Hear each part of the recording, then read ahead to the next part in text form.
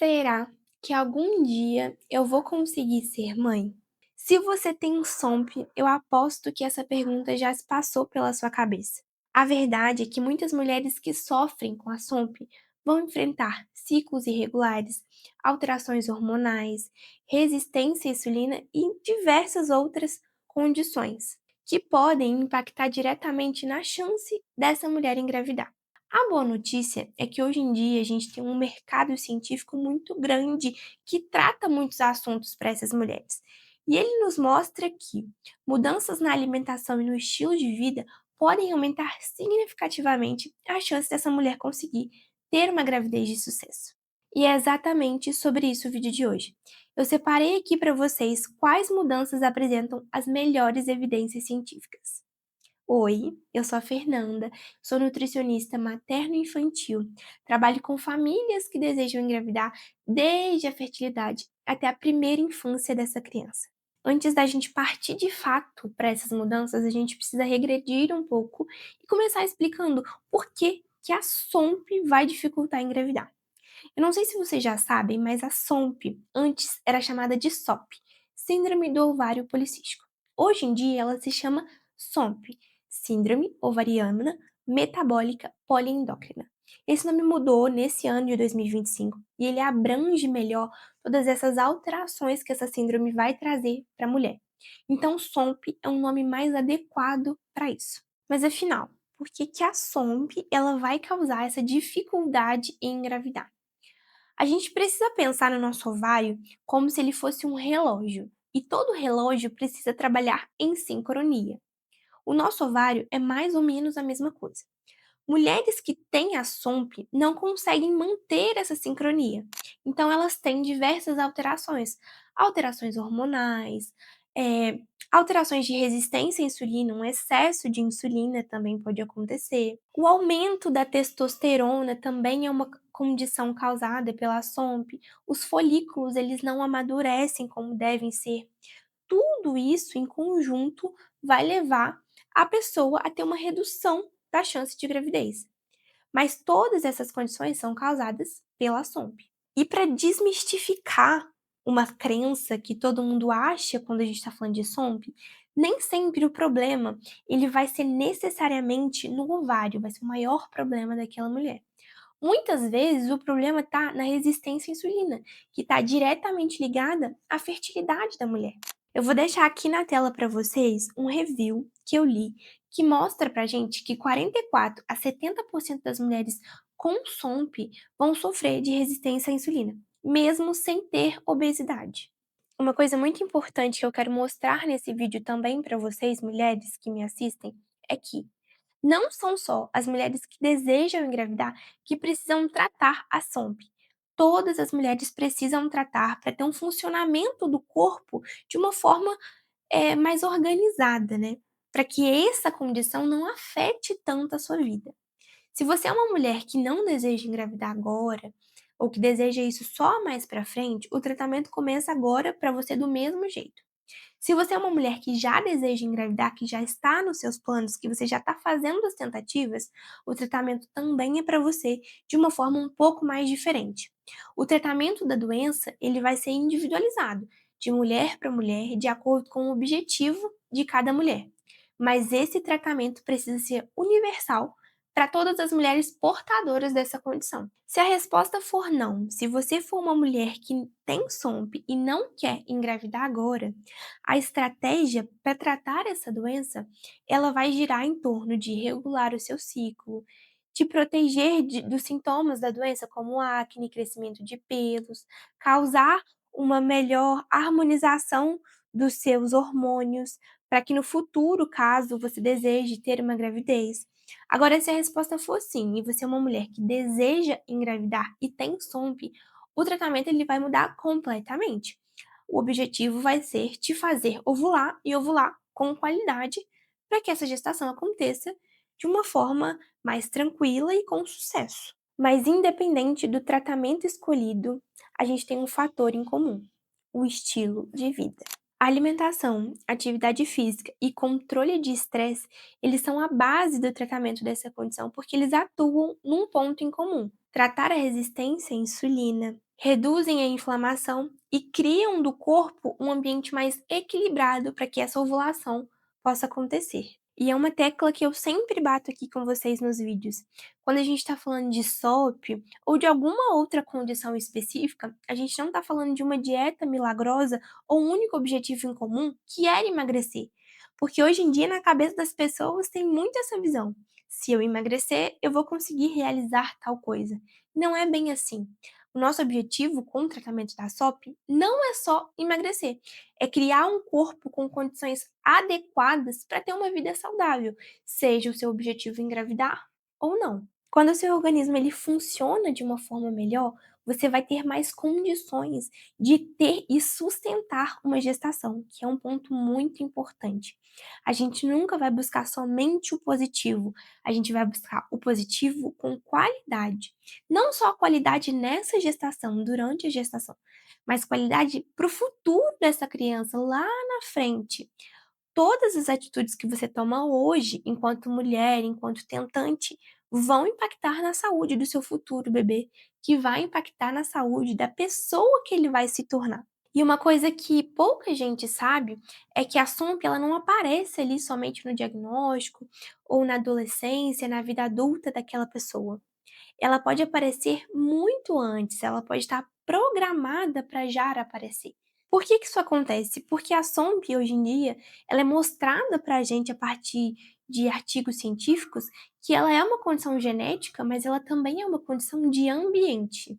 E ambiente a gente consegue controlar algumas coisas. Os pesquisadores eles acreditam que existe uma relação entre genética e ambiente. Mulheres que nasceram com baixa idade gestacional, tiveram obesidade na infância, tiveram puberdade precoce ou tiveram mães que já têm a síndrome, pode ter um fator de risco para desenvolver a SOMP. Mas isso não é uma sentença. São fatores que podem contribuir para essas mulheres terem a síndrome ovariana metabólica poliendócrina. E ao longo da vida, esses fatores podem favorecer, por exemplo, a resistência à insulina, dificuldade de ovulação, alterações hormonais. E todas essas informações não são para te apavorar. Pelo contrário, aí você consegue enxergar uma boa notícia. Porque, embora a gente não possa mudar a genética, a gente pode mudar diversas condições metabólicas através de atividade física, alimentação, sono, controle de estresse, coisas que a gente pode controlar. Então, ao invés da gente focar em tudo aquilo que é mostrado pra gente, que a gente não consegue controlar, a gente vai focar no que a gente consegue controlar, no passo que a gente é responsável por dar. E é sobre isso que a gente vai falar agora.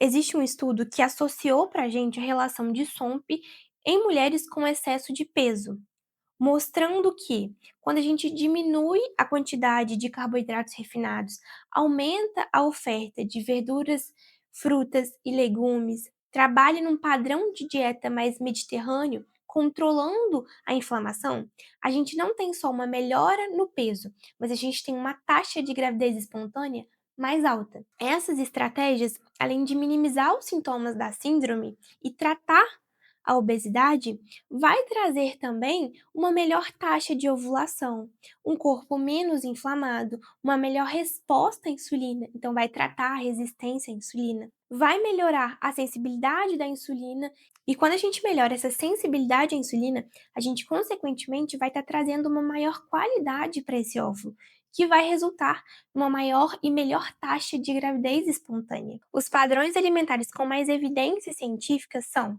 dieta do Mediterrâneo, que já tem um vídeo aqui no canal falando do que é, como fazer, onde encontrar alimentos da dieta do Mediterrâneo. Dieta de baixo índice glicêmico, ou seja, a gente vai evitar esses picos de insulina durante o dia. E uma dieta reduzida em carboidratos refinados. Agora que você já sabe o que é a SOMP, o que ela vai causar no seu corpo e por que ela dificulta você a engravidar, a gente vai focar no que você deve fazer e comer para melhorar essa condição, de acordo com a ciência.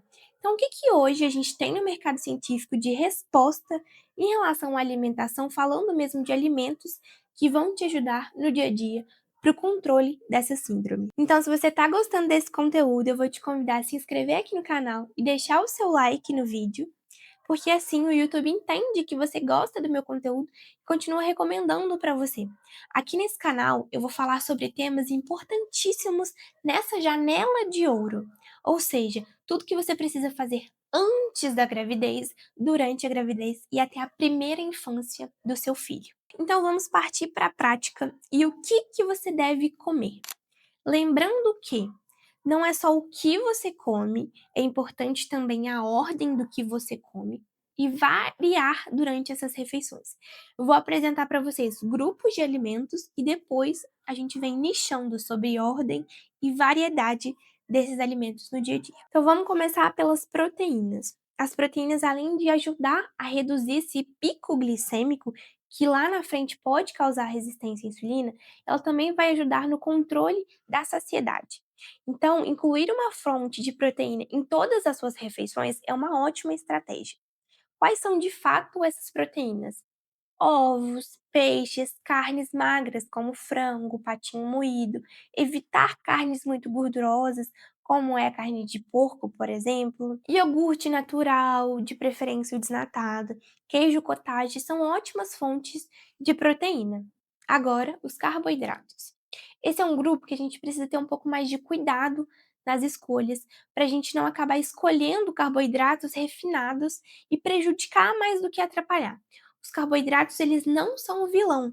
Eles vão ajudar a gente a ter energia, a enfrentar esse dia.